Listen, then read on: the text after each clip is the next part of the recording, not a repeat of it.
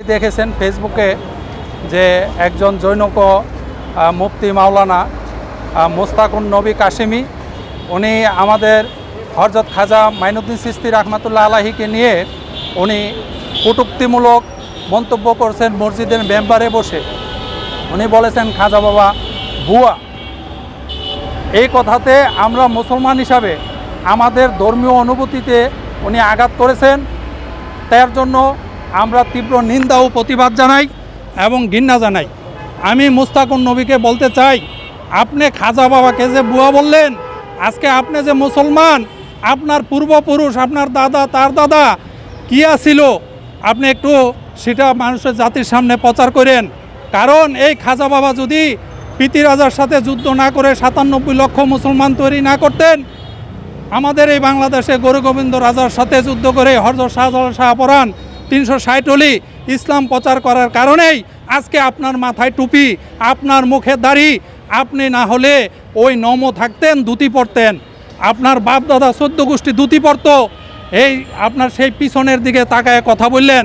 আর আপনি খাজা বাবার নিয়ে কথা বলেন, সুফিবাদকে নিয়ে কথা বলেন, পীর অলিদেরকে নিয়ে কথা বলেন।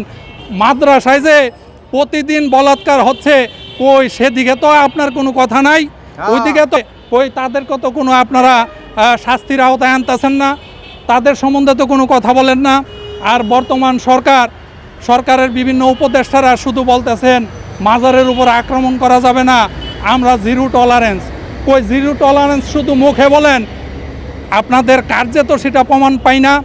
আপনার তথ্য উপদেষ্টা মাহফুজ আলম সে বলছে জিরো টলারেন্স, পরিবেশ উপদেষ্টা রেজওয়ানা বন্যা সে বলছে জিরো টলারেন্স, এবং স্বরাষ্ট্র উপদেষ্টা বলছে জিরো টলারেন্স।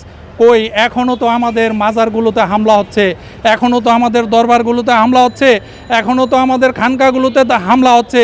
পুলিশকে, আইন প্রশাসনকে জানাইলে তারা কোনো পদক্ষেপ নেয় না। আমাদের দেওয়ালে পিঠ ঠেকে গেছে। আমরা বর্তমান সরকারকে কঠিনভাবে দৃঢ়ভাবে বলতে চাই, যদি আমাদের এই মাজারগুলোকে পুনর্নির্মাণের ব্যবস্থা না করেন এবং এই হামলা বন্ধ না করেন, আইনি ব্যবস্থা না নেন, তাহলে আমরা ঈদের পর কঠোর কর্মসূচি নিতে বাধ্য হব এবং মাননীয় উপদেষ্টা, প্রধান উপদেষ্টার বাসভবন ঘেরাও করব।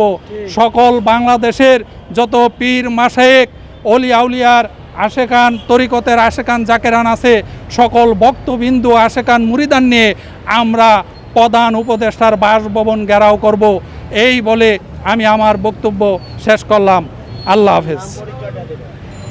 আমার নাম হযরত খাজা আজহার চিশতি। এই থ্যাংক ইউ।